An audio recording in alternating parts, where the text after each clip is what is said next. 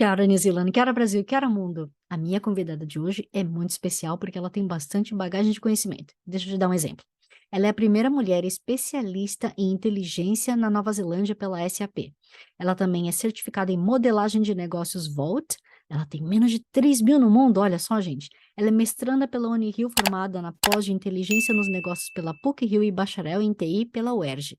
Então, de repente, tudo isso não é muito claro para você porque você não seja da área de TI, mas não se preocupe. Ela também vai falar de coisas relacionadas, por exemplo, a como é que é trabalhar em órgão público aqui na Nova Zelândia comparado com trabalhar em órgão público no Brasil, a experiência de ser mãe e ter uma sogra gringa, por exemplo, essa convivência, esse clash de culturas e conhecimentos. Recebam com muito carinho junto comigo a nossa convidada de hoje, Michele Trindade. Vem aí chegando e quebrando tudo, mulher. Um grande prazer, um prazer imenso estar aqui. Obrigada, Maia, obrigada pelo convite. E espero que a gente possa. Eu espero que eu compartilhe algumas histórias que possam ajudar, né? Pessoas na nossa comunidade aqui. Obrigada pelo convite.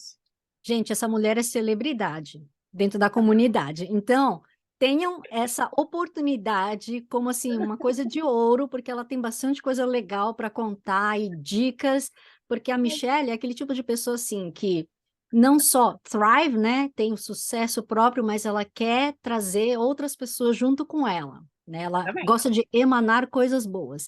E são pessoas assim que eu quero trazer para o meu programa, porque a gente tem que, né, um ajudar o outro. Nada de ficar se esfaqueando aí, pelo amor de Deus. Mas enfim, né, sem pegadinhas, isso não foi uma indireta. E Nada assim, demais, não é, paga não. eu adoro o fato de que eu converso com vocês online, né? Não é fisicamente. Tem a questão da distância, infelizmente, eu não posso te abraçar, né? Nem te oferecer eu propriamente o vinho para você. Mas o fato de poder conversar com você, estando em Wellington, né? É muito longe, né, gente? Não é a minha cidade de Natal, né? Não foi onde eu comecei a minha história na Nova Zelândia. Mas os caminhos, né, para residência permanente me levaram para cá, né? Pois é, Todo e não foi o coração, né, necessariamente, que te levou aí. Não, eu lembro que quando eu comecei a pesquisar sobre a Nova Zelândia, eu tinha muito interesse na Ilha Sul, né? Antes de chegar aqui, eu tinha muito interesse na Ilha Sul. E, inclusive, a imigração ela emitiu o meu primeiro visto errado.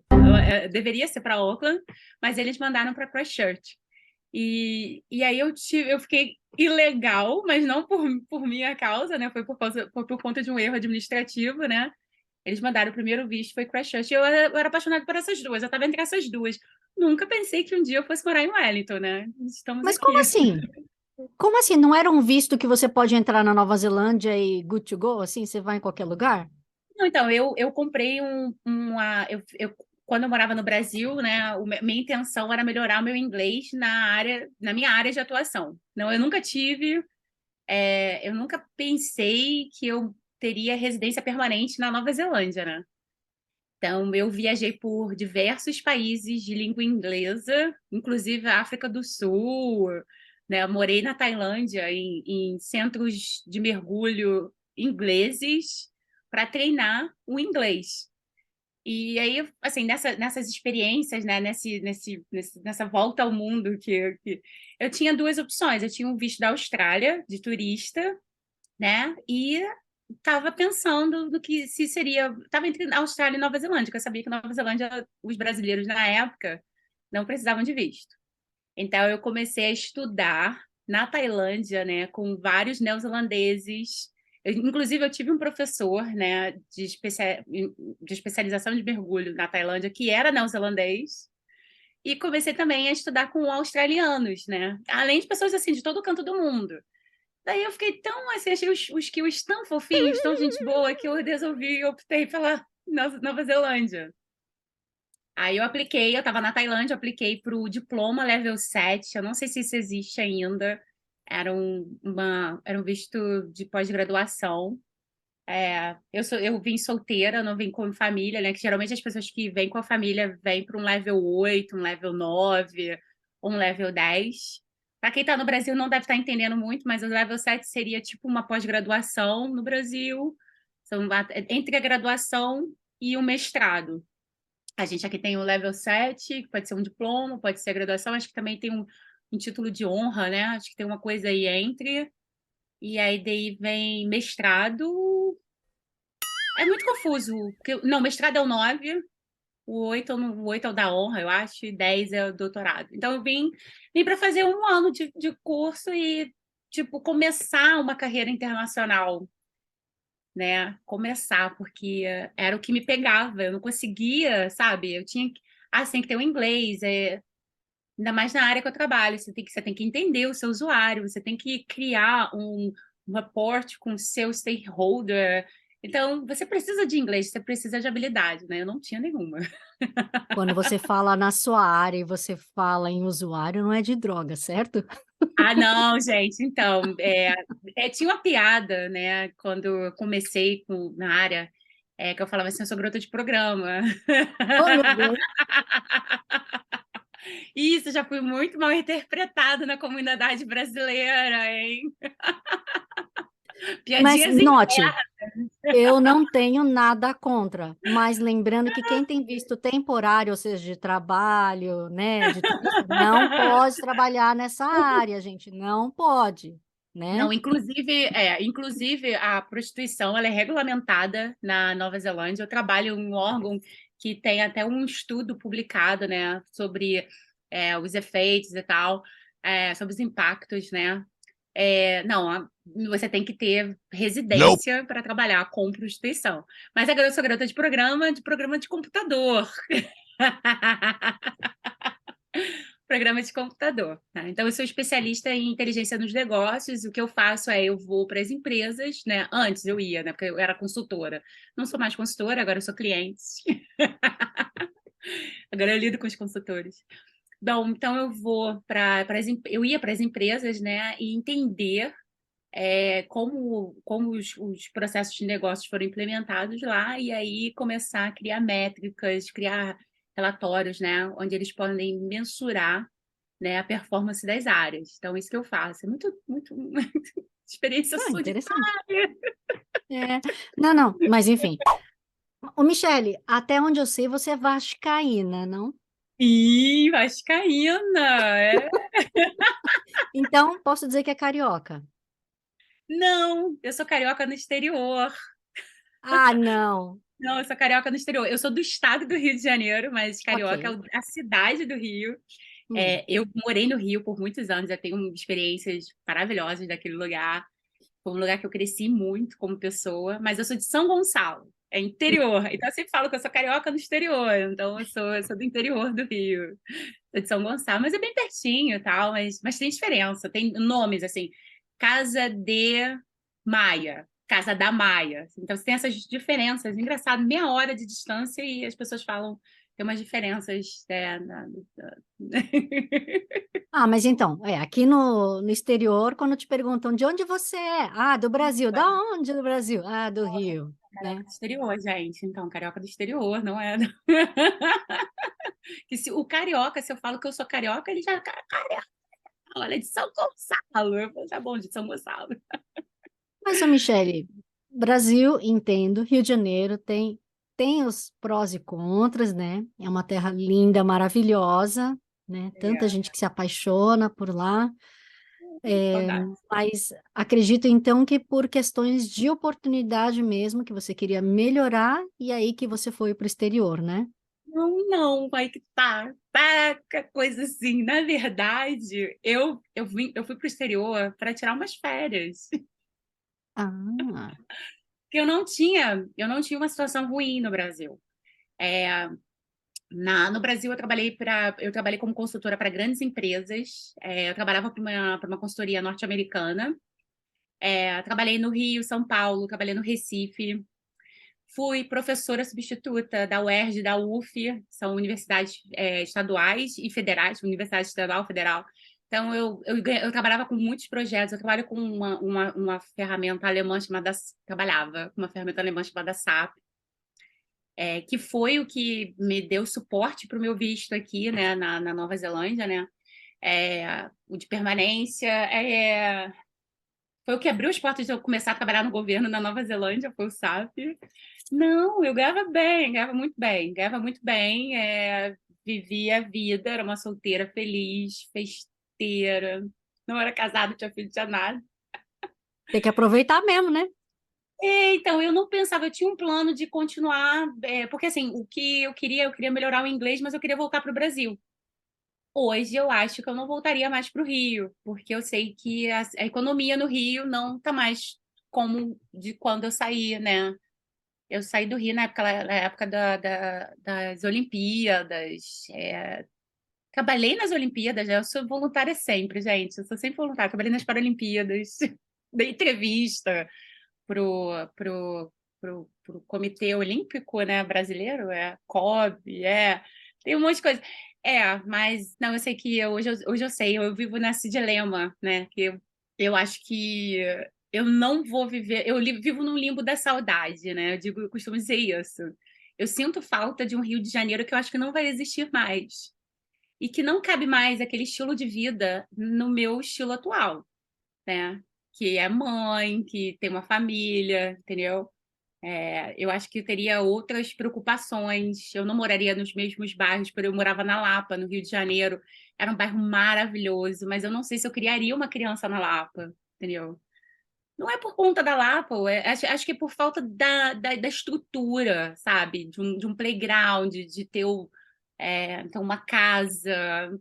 Acho que, entendeu? Acho que não cabe. Mas a Lapa, quando eu trabalhava como consultora e trabalhava em universidades e trabalhava com cursos técnicos também, eu era uma das especialistas da SAP no Brasil, certificação, então eu ganhava muito bem para dar treinamentos oficiais. Não sei, fico pensando assim, pegar trânsito, talvez, para estar num bairro que eu possa acomodar a Diana e minha família.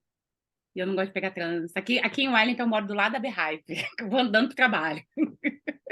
Não me vejo no trânsito, gente, mas não sei, fico nessa coisa da saudade. Sinto saudade, mas ao mesmo tempo sei que não seria possível na realidade atual. Quando você estava nesse momento, então, de, ok, escolhi, vai ser Nova Zelândia, foi pela questão da facilidade, então, de conseguir o visto que você queria, ou foi pela natureza? Porque, assim, de novo, Nova Zelândia nunca é a primeira opção para ninguém. É muito raro a gente ter alguém que tenha Nova Zelândia como primeira opção, na hora que pensa em mudar. Então, essa é uma boa pergunta, né? Ocorreram mudanças na minha vida em 2016, né? A saída da empresa que eu trabalhei por anos, eu foram assim, uns 8 anos trabalhando nessa empresa, que era o meu salário bruto, não, meu salário assim, principal minha renda principal vinha dessa empresa, mas eu tinha outros projetos também, né? Eu trabalhava com outras coisas, né? Projetos sazonais, né, que pagavam também bem, então eu conseguia manter. Eu fui assim de 0 a 10 rápido, muito rápido, né? Nessa área de inteligência muito. Até hoje, né? Tipo, foi muito rápido para aplicar visto, muito rápido tudo, assim. Eu acho que isso também é uma dica para a galera, assim, não parem de estudar. Então a gente tem que estar sempre atento para a tendência do mercado, né? Teve um momento aqui, teve um boom aqui na Nova Zelândia, né, na área de hospitalidade, para assim, você ser chefe de cozinha. Então, pô, você é chefe de cozinha, você é especialista numa comida de um local específico. Nossa, isso era muito bem avaliado. Eu não sei se ainda é. Então, eu quero dizer assim, ser especialista na área que você decide, na área que você gosta, na área que você se apaixona, né? Tem que continuar sempre estudando, que ainda assim é difícil, né? O que pesou para mim, eu gosto de locais exóticos. Eu já tinha visto da Austrália quando eu estava morando na Ásia. Morei na Ásia por meio ano. Morei na Ásia, África, Europa. Já fiz meu primeiro intercâmbio foi nos Estados Unidos, para Nova York, fui para Califórnia. Então, assim, viajei muito também pelo interior do Brasil. Eu gosto muito de viajar, gosto muito. Eu gosto de coisas diferentes. Inclusive, viajei bastante aqui dentro da Nova Zelândia, né? Ir lá no sul, no extremo sul, no extremo norte, ver essas diferenças, as formas, né? Como as pessoas vivem. Tipo, a gente aqui embaixo vive diferente da galera que mora lá em Auckland, sabe? A cultura, o jeito, assim, é engraçado, pequeno, mas tem essas diferenças. Eu acho que o que pesou para mim foi o valor da pós-graduação, né?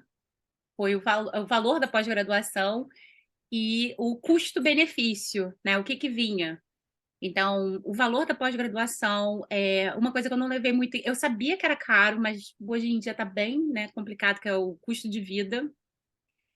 Naquela época, 6 anos atrás, não era tanto, mas agora está ficando assim bem complicado.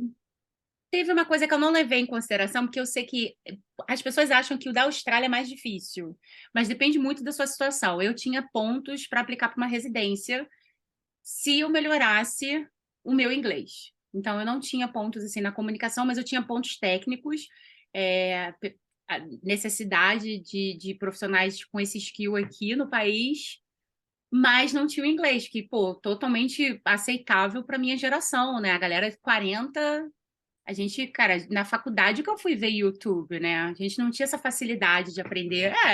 Tipo, vamos combinar, gente.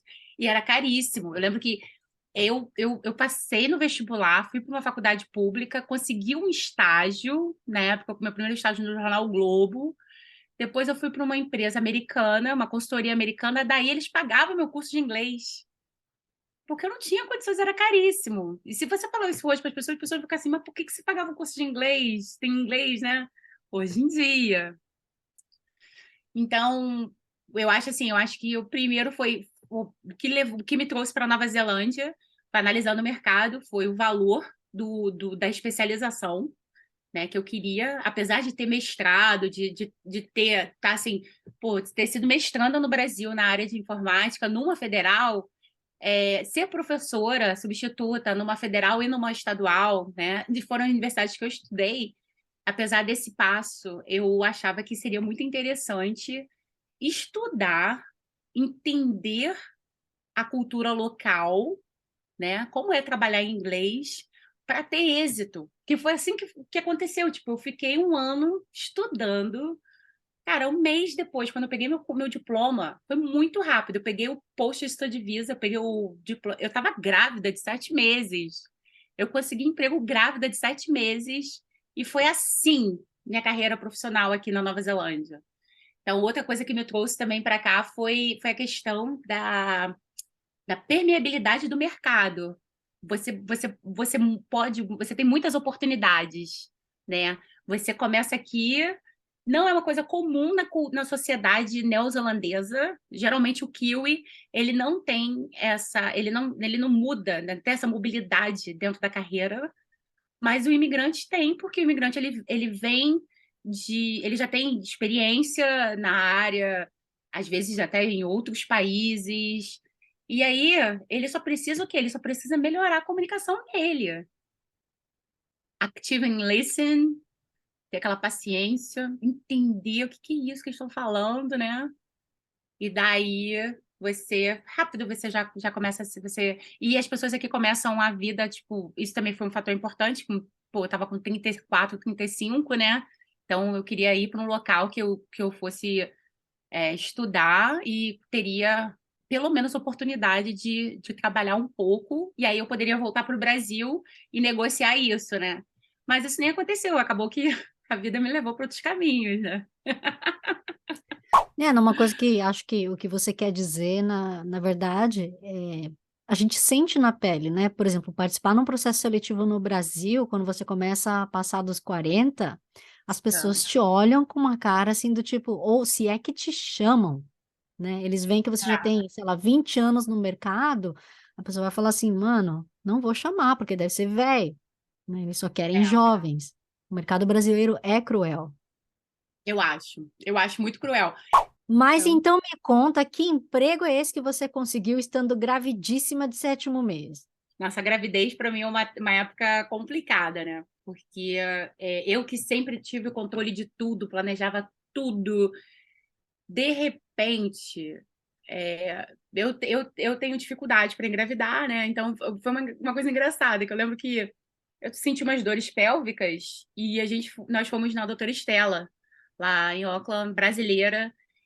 mas e aí, vocês têm interesse em engravidar, em ter filho e tal? Porque o Reagan já tinha 40, ou tava 39, acho que tava na meia idade na época, e eu tinha essa dificuldade. Ele nunca teve filhos, tal, sempre quis ter filhos, e eu sabia que eu teria que fazer um tratamento, né? Então a gente estava conversando sobre isso, assim, claro, ano que vem, maybe, talvez o outro ano, né? Talvez 2019, talvez 2020. Quando eu estava falando isso com a médica, a minha filha já estava no ventre. Diana já estava no forninho, né? E a gente não sabia. E a gente, não, a gente quer sim, tal. Aí, 3 semanas depois, eu tava, ai, positivo. E eu tava como estudante, né? Então, nada planejado, E a nada planejado. desgraça é que estando em visto de estudante, você tem que pagar tudo, não é não? Tudo pelo seguro, saúde, Olha, ou seja lá o que for, não é? isso. Então, são duas questões muito boas aí de se pontuar, né? Gente, viajar pelo mundo não é pegar uma mala e sair andando, né? Você tem que se planejar em qualquer lugar, não só na Nova Zelândia. Mas olha só quem fala, né? Pessoa que engravidou na Nova Zelândia. Eu tive uma situação na África do Sul que eu. Por isso que é sempre importante, é sempre muito importante você ter seu seguro saúde. Porque uma das grandes riquezas do Brasil é o nosso sistema único de saúde. Eu sou um pouco polêmica, tá? Porque, na minha opinião, eu não acho que estrangeiros deveriam ter acesso ao SUS no Brasil. Mas isso é muito complicado, isso é muito delicado, porque, por exemplo, imigrantes que estão em situação de risco, né? Eu acho que qualquer pessoa em situação de risco, elas deveriam ter acesso, né? Então, eu não sei, por exemplo, o caso dos refugiados. Eu acho que uma pessoa refugiada, quando uma pessoa chega no Brasil e pede exílio, refúgio, eu acho, ao meu entender, leiga, nunca estudei, não sou especialista, eu acho que a pessoa tem direito de trabalho, tem direito ao trabalho e tem direito tem acesso. Não, o SUS ele sempre vai ter mesmo, pelo menos até onde sei, não. Isso é muito complicado, né? A gente tem que estar sempre, né? Ter empatia de ver como é a situação do outro, mas ao meu entender, um refugiado que chega no Brasil, pede exílio e tal, eu acho que ele já tem, né, CPF e tal, pode trabalhar e pode ter acesso ao SUS. Só que o problema é que muitas pessoas, elas chegam em formas, né, que elas chegam em vias de que talvez elas não tenham acesso a esse conhecimento, né, e sofram. Eu já vou falar sobre isso, sobre o poder do conhecimento, que foi uma coisa que foi essencial quando eu estava grávida. Já vou falar sobre isso. Mas voltando, então, eu não sou a favor de, por exemplo, uma pessoa da Nova Zelândia sofreu um acidente no Brasil, ter acesso ao SUS, eu não sou a favor. Por quê? Porque se você sofreu um acidente aqui e não estiver lá dentro de alguns critérios, você vai ter que pagar cada centavo. Não só aqui nos Estados Unidos ou em qualquer outro lugar. Então, assim, bom, eu acho assim, eu sou a favor da reciprocidade. Se a gente não tem reciprocidade nos Estados Unidos, se a gente não tem reciprocidade na França, se a gente não tem reciprocidade na Nova Zelândia, sim, eu acho que eu acho que deveria ser acordos específicos, sabe? Eu defendo essa, porque a gente já paga tanta taxa, o nosso povo é um povo tão, né, sofrido. Eu acho que não, acho que tá, cada centavo.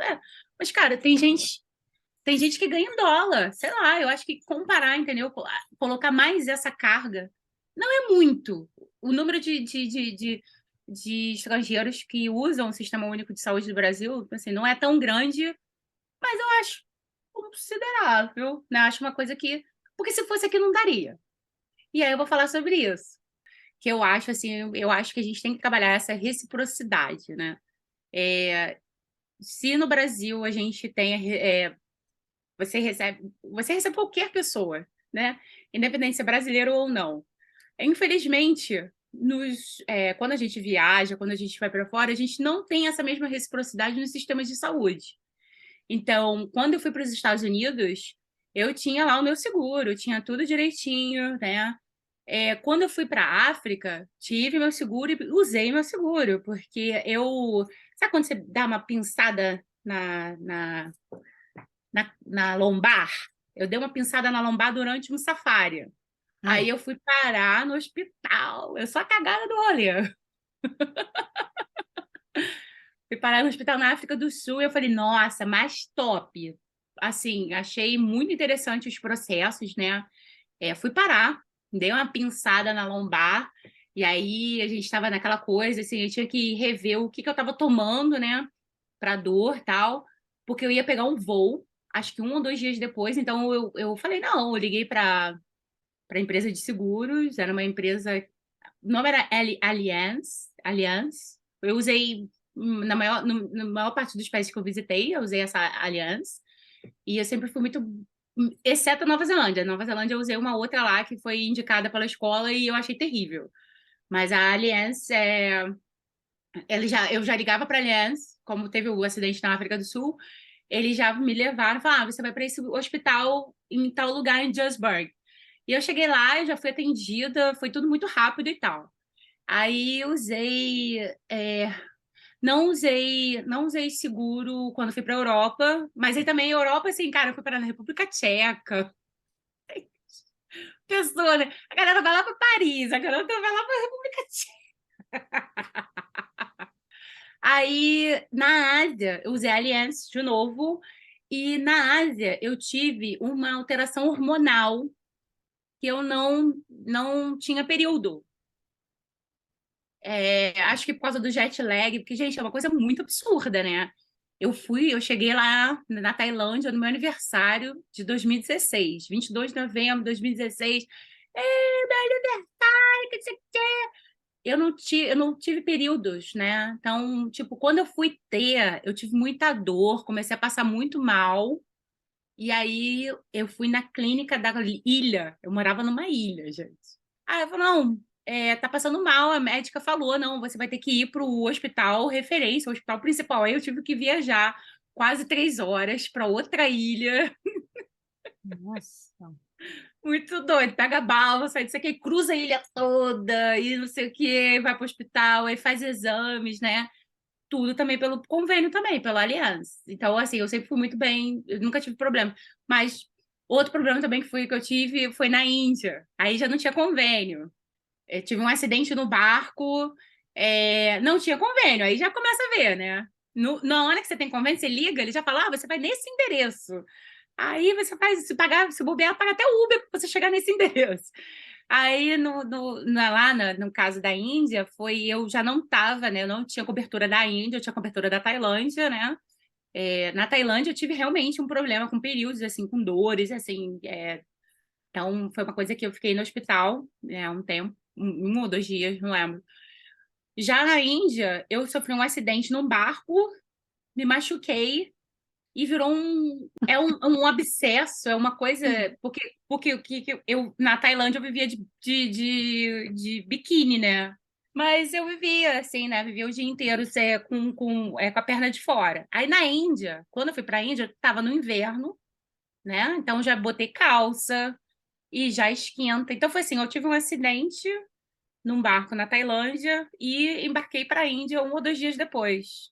E aí, eu lembro que por isso mesmo, tá colocando coisas pô, calça, essas coisas todas, eu comecei a formar um abscesso na minha perna. E eu achei a Índia, de todos os lugares, assim, de todos os sistemas de saúde, não, Brasil, desculpa, mas a Índia é. Eu acho que pelo o número de pessoas, pela rotatividade, é um bagulho aqui, senta, vê, pá, pá, done. Eu pensei que você ia Done. falar o contrário. Eu pensei que você ia falar. Nossa, muito rápido, muito eficaz, assertivo, rápido. Por quê? Porque atrás de mim tem mais 100. E tem que ser, ó, eu achei. Depende do caso. Mas no meu caso do abscesso foi muito rápido. Aí só, rapaz, já mandou. Gritei de dor, porque não me deram anestesia. Essa parte eu não gostei, não. Brasil rola anestesiazinho. Como aqui na Nova Zelândia tem procedimentos cirúrgicos que não tem anestesia. Acho um absurdo, gente. Como é que faz os negócios assim? Eu acho evasivo demais. Evasivo demais. Lá na Índia também tem umas paradas que não tem anestesia. Gente, cadê o anestesista desse lugar? Vocês precisam, né, formar anestesista. Desculpa, só voltando ali um pouco no assunto, então, deixa eu ver se eu entendi direito. Você falou, então, que durante a gestação você estava trabalhando com o quê mesmo? Essa é uma boa pergunta. Quando eu cheguei na Nova Zelândia, eu não tinha um inglês bom. Lembrando, gente, na Tailândia, eu fiz aquele intercâmbio. Sabe quando as pessoas fazem intercâmbio nos Estados Unidos, elas vão para elas trabalham no negócio de esqui, estação de esqui, não tem esses tipos de intercâmbio. Você não precisa ter não que seja ilegal, né? Eu estava trabalhando, mas de acordo com as leis da Tailândia, isso era legal, né? São os trabalhos de intercâmbio, né? Então, eu fiz um intercâmbio, eu já coroaça, né? Fazendo intercâmbio em centro de mergulho, eu lá com 30 blau, com crianças assim de 18, 19, os babies, né? Eu lá, né? Então, eu era a coroa do rolê, né? Eu era a coroa do intercâmbio. Então, foi isso que eu fiz. Eu não consigo me ver, eu nunca esquiei na minha vida, não gosto de locais frios, não sei porque eu estou morando em Wellington, é uma contradição da vida, mas estou aqui. Mas eu não consigo me ver. Então, eu fechei um intercâmbio num mergulho numa ilha paradisíaca, clima tropical. Isso eu consigo me ver fazendo. E era para ficar lá uns 40 dias, acabei ficando 6 meses. Já, mas ainda assim, o que que aconteceu? Quando eu fui para a Tailândia, isso me deu o inglês suficiente para o próximo step, que era vir para estudar inglês. Então, assim, eu acho que o estudo de uma língua, independente da idade que você esteja, quando você começa a estudar uma língua, você é tipo um reborn. Então, você parece que você está ali do 0 aos 5, dos 5, né? Parecia que aquela experiência da Tailândia, se aquela galera tinha 18, 19, eu deveria estar com 12 anos no inglês, né? Apesar de ter 30 plus, meu inglês era um inglês assim, cara, de 12, 13 anos. No primeiro dia era muito, muito assim. Não, quando eu turistava, quando eu viajava, era muito frustrante, porque era assim: My name is Michelle, I'm from Brazil, I'm from Rio, and cri, cri, cri. Você não consegue, pô, apresentar seus pontos de vista, apresentar suas experiências, falar, você não consegue, sabe, ter aquele bate-bola. Então, a experiência da Tailândia, quando eu fiquei lá meio ano, né, fez com que eu tivesse esse tipo de oportunidade, né? Acordar, ver a mesma pessoa que eu vi ontem. Isso era coisa rara na Lapa, né? Isso é coisa rara em qualquer hostel na Europa. Mas a Tailândia era possível, né? É tão difícil de chegar, tão difícil de sair. Então, você acordar, você ver a mesma pessoa, e na semana que vem você vai encontrar a mesma pessoa. Querendo ou não, você melhora o seu inglês. É uma experiência muito. Eu gostaria que minha filha tivesse essa experiência, não só. No caso dela, não vai ser para melhorar o inglês, mas para ter empatia, para conhecer outras culturas.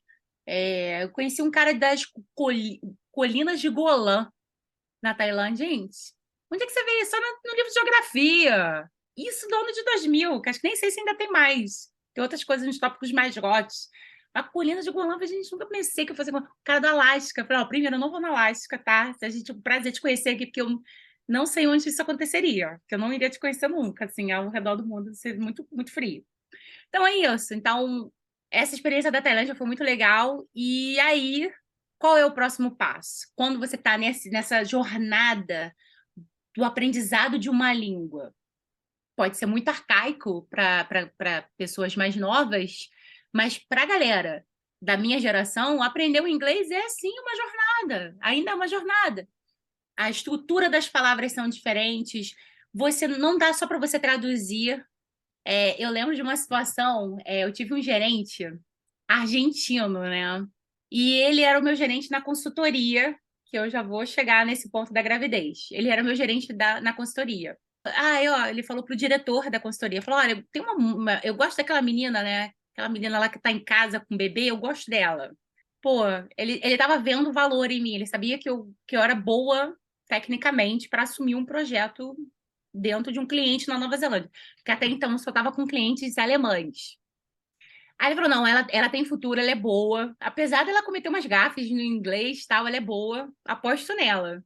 Assim que eu conseguia o post-study visa, que me dava o acesso para trabalhar mais de 40 horas, porque quando eu era estudante eu trabalhava 20 horas. Aí eu trabalhava muito com hospitais, trabalhava como garçonete, trabalhava em festas, já servia Jacinda, fez champanhe lá, já servi a mesa da Lorde, apareço num vídeo do VMA neozelandês, é muito doido.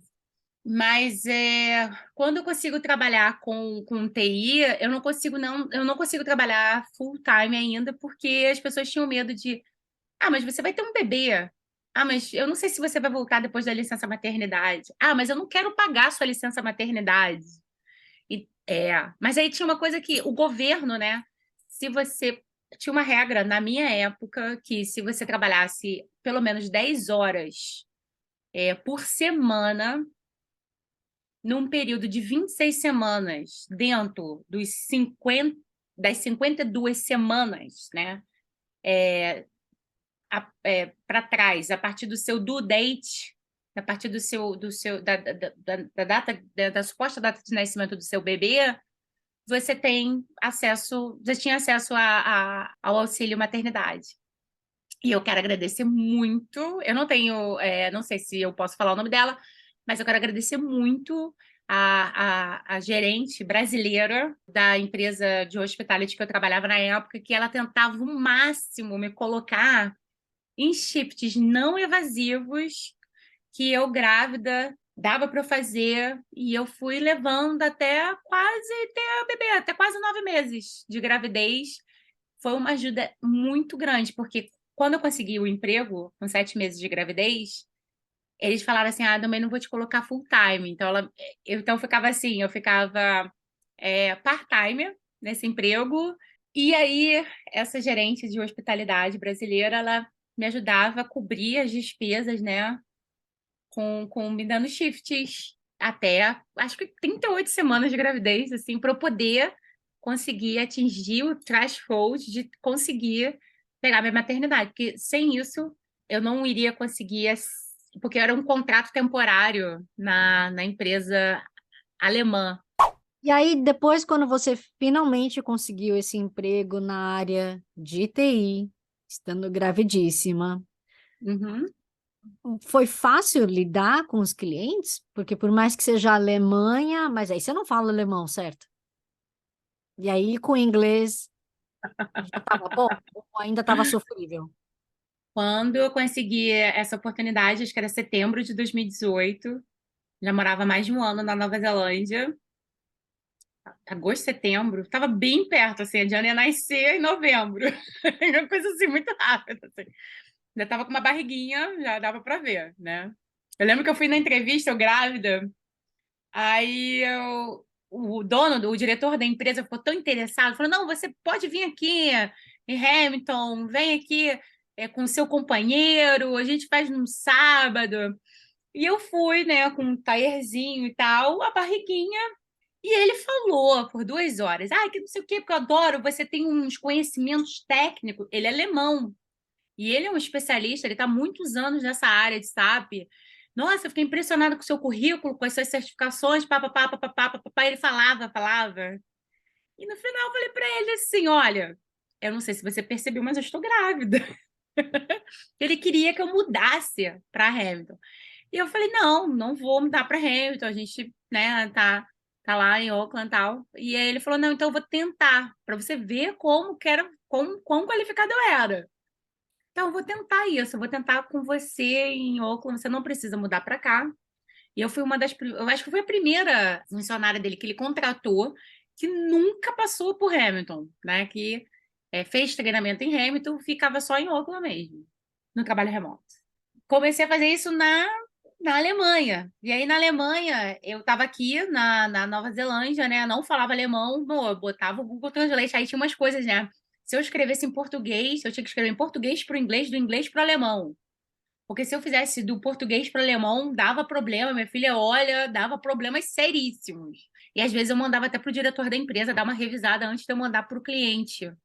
Aí, um mês antes de eu chegar e sentar para negociar com o diretor, falou: ó, os clientes estão felizes lá na Alemanha, minha filha está indo bem, ela vai para a creche, não sei o quê. Veio uma suspeita de câncer de mama, um nódulo na mama. Hum. Aí passa por todo aquele processo, né? Vai para a médica indica, o hospital no North Shore, aí faz a mamografia, não era câncer. Aí, com isso, mais o contrato full, aí eu consegui aplicar para residência, que veio em janeiro de 2020. Na Pasmem. porta da Covid, né? Na porta. Muitas incertezas, 2019. Apliquei para residência, não tinha resposta, não tinha nada, demorava muito, muito. Mas eu tinha que ficar assim, pegando as evidências, né? Eu pegava evidências de todos os lados, mas evidências de como partner e evidências de como profissional da área de TI. Então eu ficava ali. Porque, já que minha filha nasceu aqui, já que meu companheiro está aqui, como é que eu vou fazer? Gente, o que eu vou fazer com o Rega? Vou levar o Rega para o Brasil como? Não fala português, eu vou ter que sustentar essa criatura. Aí você pensa, mulher, mãe. Eu falei, cara, não vai dar para ter o padrão de vida que eu quero. Eu falei, não, então a gente vai ficar aqui. E aí, será que vai ficar aqui? Então, eu já abria duas pastinhas no meu computador. Uma é visto por partner, a outra é visto pelo Skillet, né? É isso que a gente vai fazer aqui para hoje. E aí é isso. Então, o Skillet faz o quê? Negocia o contrato full, recebendo o mínimo, entendeu? Tudo aquela. Ai, gente, que coisa estressante. Agora eu já tenho a residência permanente desde o ano passado, né? Vai fazer um ano que eu tenho residência permanente e, olha, é uma paz. Michele, Tá como bom. é que nesse babado todo de correr atrás de visto, mais tendo neném, que não é fácil, Não. estar numa família que é outra cultura, outras formas de ver, ter o marido Não. é paquerra, então É. eu acredito que tenha acontecido um pouquinho de choque cultural ou até racial. Vou acabar com a maquiagem. Foi tão difícil assim? É muito. É muito.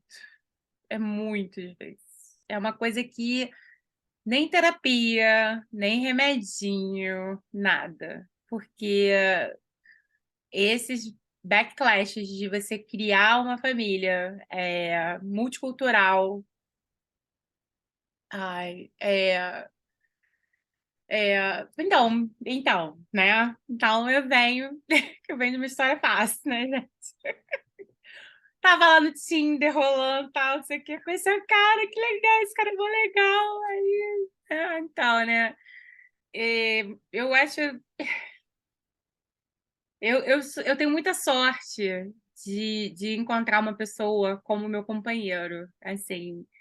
Ele é um homem que eu não sei se sem ele eu estaria nessa posição de privilégio dentro do mercado profissional da Nova Zelândia que eu tenho hoje, sem ele. Não é por quem ele conhece, não é porque ele é kiwi, é pelo suporte que ele me dá em fazer esse caminho de reinserção, né? De retorno ao mercado de trabalho internacional, um mercado que eu nunca estive, um mercado que eu não falo. Então, ele é aquele cara que ele é meu coach, meu life coach, né, para a vida. Então, é aquele cara que eu chego, converso das coisas que aconteceram, ele me dá ideias, não, eu acho que você poderia ter feito diferente, eu acho que você poderia falar de uma forma menos agressiva. O lado chato é que ele vem de uma família com privilégios na sociedade neozelandesa, assim, é uma família que tem condições, muitas condições. Isso é uma coisa assim que a gente discute muito, né? Porque quando você conversa sobre herança, bom, gente, eu sou negra. Se você for um pouco atrás aí da minha bisavó, tataravó, eu nem sei se a gente chega na tataravó, porque provavelmente a tataravó era uma escrava, não tinha papel, a bisa não tinha direito de ter uma residência no Brasil. Minha avó tinha, mas acho que ela não tinha uma residência. E, não, perdão, meu avô conseguiu comprar uma casa em São Gonçalo. O que que era São Gonçalo, sabe? Na década de 30, 40, né? Então, mas assim, para você ver, então até a década de 40, meu avô comprou uma casa em São Gonçalo na final da década de 40, 50. Não tem mais registro histórico algum das duas partes da família. Meu pai é adotado, com uma mãe, se eu não me engano, do Canadá. O Reagan morou no Canadá porque a mãe alemã pediu refúgio no Canadá, no pós-guerra. Ele tem cidadania canadense, opções para o futuro. Tem cidadania, morou no Canadá, a mãe é alemã, canadense, agora neozelandesa. Aí fica essa coisa assim, pô, tá, o avô dele, o bisavô, sei lá o que que é, tem condecoração de Segunda Guerra, não sei o que, cara, meu bisavô, o que que é? Nem sei quem foi, sabe? Porque no Gradim, a gente tem essa coisa das mulheres criarem seus filhos sozinhas. Eu sei quem é meu pai, mas ele não teve nenhuma responsabilidade afetiva na minha criação. Então, essas coisas entram em clash. Quem sou eu? Eu vim, São Gonçalo, Gradim, cheguei, eu vim de lá pequenininho, mas eu vim de lá pequenininho e fui grande na medida que pude. Fui muito grande. Uma pessoa de pegar todas as oportunidades. Quantas mulheres negras que você conhece vindo de periferia que já passaram por todos os continentes do mundo, exceto a Antártida? Quantas mulheres negras de periferia, da minha faixa etária, que conseguiram chegar no ensino superior, que conseguiram ir para pós, mestrado? Então, ainda tem esses percalços. Então, eu chego numa sociedade em que eu estou no Tinder. Ah, você é brasileira? Manda nudes. Você já tá lá, cheio de problema, né? Tem que trabalhar pra caramba lá nos hospitais da vida para pagar teu aluguel. Não engravidar para não levar, né, a conta da gravidez. Tem que dar US$ 9.000 para tua suporte financeira lá, né? Não vai fazer isso. Aí você vai pro Tinder, conhece pessoas, sabe? Aí quando você conhece uma pessoa que você se conecta, eu e o Reagan, os dois são de TI, sabe? Foi aquele braço assim, ai, você é fofo, adorei você também, fica aquela coisa, sabe? Foi lindo, mas assim, depois foi trash, né? Porque total nada a ver. A família dele, com certeza, tem muito mais recursos que a minha. Essas coisas são, às vezes, colocadas em pauta. Será que eu tenho cultura suficiente para criar uma filha vindo desse clã? Aí, quando vai ver lá, o clã é de um cara lá famosão da Escócia. Aí, porque pelo lado do pai é Escócia, pelo lado da mãe é a Alemanha. Que a mãe é alemã e mora na. Entendeu? Aí a mãe liga, você já ligou e falou assim: aqui, a Diana fala português? Não, não fala. Ela começou a descascar com ele. Falou, porque eu não sou, sabe? Não adianta, eu posso trabalhar no melhor lugar do mundo, mas eu sempre sou tratada como alguém incapaz. Aí ligou e falou: ah, mas ela não sabe falar português. Por quê? Porque a mãe é uma lazy, né? A mãe não faz nada, a mãe só coça, né? A mãe trabalha loucamente. A mãe estava responsável pela área financeira da Agência Nacional de Transportes. E fica fazendo MBA, e é mãe, e amamenta, e faz isso, e faz aquilo, e procura atividades, não sei o quê, que é cansativo. Mas essa da mãe foi muito maneira, que ela ligou e falou: ah, mas a mãe. Olha, mas ela tinha que ensinar português para Diana. Ele falou assim: mãe, eu falo alemão? Você é alemã. A minha irmã fala alemão, mas eu não falo alemão. Você me ensinou alemão? Aí minha sogra, né, ficou em silêncio, né? Aí ele falou assim: sabe qual é a culpa? A culpa é minha, porque eu deveria falar português. Ele deveria continuar o curso. Ele se arrepende. Ele foi nessa, que esse ponto foi ótimo, foi ótimo. Que ele falou: eu deveria botar mais empenho em aprender português, como meu pai deveria ter mais empenho em aprender alemão. Então, o clash da cultura aqui não é suficiente para cuidar de uma criança neozelandesa. Já quase perdi a guarda da minha filha. É. No início, por falta de recursos financeiros. Porque, primeiro, que a Diana é a primeira neta, né, desse clã, né? A primeira neta, primeira sobrinha. Então, assim, é uma loucura. As pessoas são apaixonadas por ela, eu também. E eu também tenho o direito de ser. E eu também acho que eu deveria ter o voto de confiança de que eu acho que eu sou um ser humano que já mostrei muito. Apesar de onde eu vim, eu já mostrei muito do quanto eu sou capaz. Então, eu acho que sim, eu sou capaz de criar uma criança com qualidade. Então, ainda tem essa é a única coisa que. Mas dele, nunca. É um cara que dá muito suporte. A gente vai brigar como casal, vão ter discussões, vão ter divergências, mas da família é complicado. Nossa, menina, não sabia dessa questão então da guarda. Essa questão da guarda foi assim, bom, eu não pretendia, né, engravidar.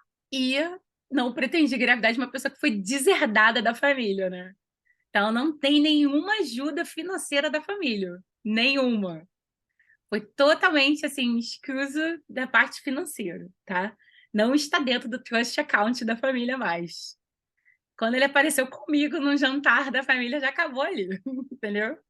Então, foi uma época muito complicada, né? Quando eu engravidei, eu recebi muitas doações da comunidade brasileira. Tenho amigas, assim, incríveis, que chegavam com muita coisa, muita coisa. A Diana recebeu peça até da Suécia, cara. Comunidade brasileira. Eu sinto muita falta da comunidade brasileira de Auckland, tanto na parte espiritual, né, da minha religião, e também, assim, as amigas, né, que eu fiz, que, assim, infelizmente, eu ainda não tenho. Eu não sei se é tempo, eu não sei, mas eu ainda não consegui ter esse laço que eu tinha em Auckland aqui em Wellington. Então, quando eu estava grávida, teve essa questão de ele foi totalmente, cara, os meus sogros não ajudaram nem com uma fralda. E aí, a família com muitas influências, né, políticas, eu caí numa assistente social. Como eu não conheço as leis locais, eu achava que isso era normal. Ah, porque eu sou imigrante, não sei o quê.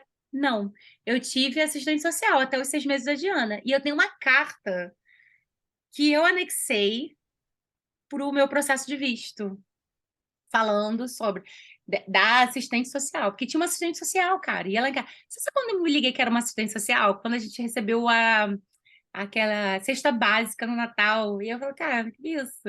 Isso aqui ainda. Não, não precisa, não, isso aqui e tal. Aí que eu fui me ligar que era uma assistente social. E ia mesmo para ver em que condições a criança estava. Mas deu tudo certo, gente. Ó, beijinho no ombro. A criança estava limpa, linda, sem nenhuma assadura. A mãe é uma louca, workaholic, que trabalha pra caramba, estuda pra cacete e tal. Criancinha sem assadura. Aí abria, assim, os armários, tudo direitinho, tudo, sabe? E muita gente por trás dando suporte, dizendo: olha, você faz isso, você.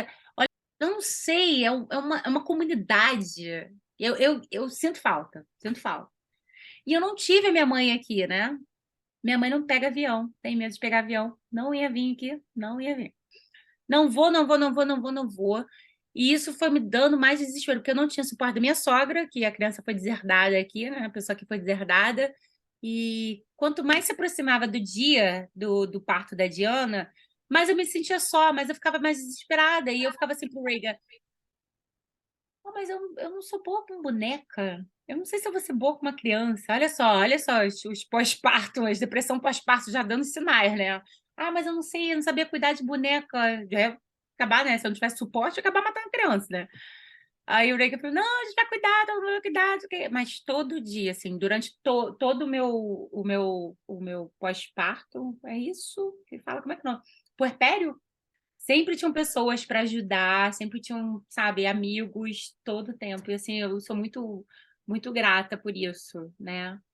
E também essa bondade que é o companheiro que eu tenho, de me aceitar nos dias que às vezes eu não quero ser mãe. Às vezes, eu chego estressada no trabalho, eu falo assim: olha, eu vou na academia antes, olha, eu vou no bar tomar uma cerveja antes. Eu não quero chegar, porque eu acho assim, eu já me sinto tão culpada de não estar com a minha filha, né, nesse momento dela, né? Ela tá com 4 anos, tá incrível, que fica aquela discussão, batendo papo. eu acho que eu tenho quality time com ela. Então, eu não vou chegar com problema do trabalho, que tem muitos, muitos. Então, super fera a nossa convidada, né, gente? Eu sei. E ainda tem muita coisa para ela contar. Então, a gente vai seguir no próximo programa com ela também. Espero que vocês possam voltar. E aí fica aquele meu agradecimento de sempre. Free FM, Vox Brasil, todas as rádios afiliadas que estão retransmitindo o Quero Brasil. E a todos vocês, meus queridos ouvintes, espectadores, um grande abraço. Que é a Carra. E cá, que te nó. Teve uma vez que a gente estava aqui no hospital de Wellington, a Diana estava evacuando sangue. E a gente não sabia o que estava acontecendo. Diana tinha feito uma grande cirurgia com 1 ano de idade no hospital lá no Starship. A gente muda para Wellington e tal. E os sistemas de saúde não são integrados. Quem é essa criança? Essa criança nasceu na Nova Zelândia? Eu falei, calma aí, pelo amor de Deus, como assim?